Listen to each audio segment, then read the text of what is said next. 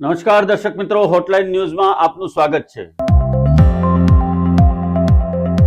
ગુજરાતની અંદર એશિયાટિક લાઇનનો અને એના અપમૃત્યુ અંગે એક પ્રશ્ન વિધાનસભામાં પૂછાયો હતો, જેમાં સરકારે એવો જવાબ આપ્યો છે કે 2 વર્ષની અંદર, એટલે કે વર્ષ 2024-25 અને 25-26 ની અંદર કુલ 322 સિંહ મોતને ભેટ્યા છે જંગલની અંદર।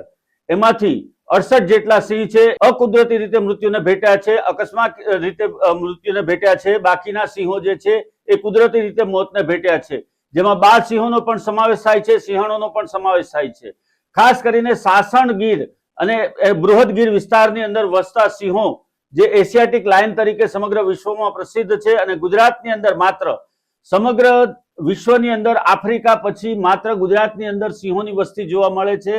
અને આ સિંહની વસ્તીમાં વધારો થાય એના માટે સરકાર સતત પ્રયત્ન કરતી રહે છે, પરંતુ કુદરતી મોતને ભેટતા આ સિંહોની વસ્તી એનું સંવર્ધન થાય એના માટેના પ્રયત્નો પણ સરકાર કરી રહી છે। એના માટે વેટરનિટી ડોક્ટરની પણ નિમણૂક કરવામાં આવે છે। આ સિવાય પણ સિંહોને સતત ટ્રેક કરવામાં આવે છે, અને સૌરાષ્ટ્રની અંદર કુવાઓમાં કે ખુલ્લી જગ્યાઓમાં, તળાવોમાં કે કોઈ જગ્યાએ ડૂબીને સિંહનું મૃત્યુ ન થાય કૂવામાં પડી જવાથી, અથવા તો રેલવે ટ્રેક ઉપર રેલવેની અડફેટે આવી અને મોતને ન ભેટે એને માટેના પ્રયત્નો પણ સરકાર દ્વારા કરવામાં આવતા હોય છે।